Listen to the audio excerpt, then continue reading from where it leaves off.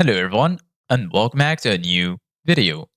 In this video, I'm going to show you guys how you can remove password from your Shopify store. So if you guys want to learn how to do it, just follow the steps that I'm going to show you. As you can see guys, I am right now on my Shopify dashboard and this is how the homepage looks like. So right here in the left side of your screen, as you can see guys, you're going to find all of these sections.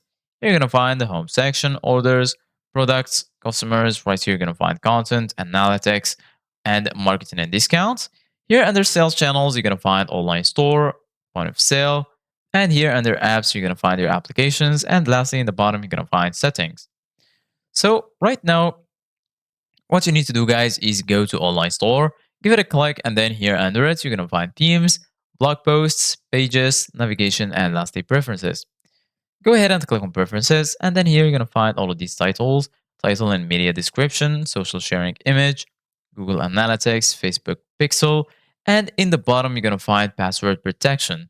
Limit who can access your online store.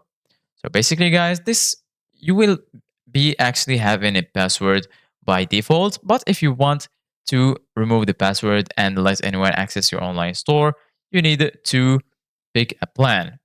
So first of all, you need to have a premium plan. If you get, for example, the basic plan, you're going to be able to remove your password.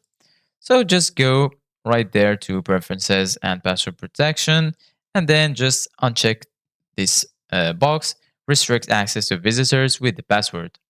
And then you're going to be able to remove your password. If you want to have the password again, check this box and then here, type your password and then you're good to go.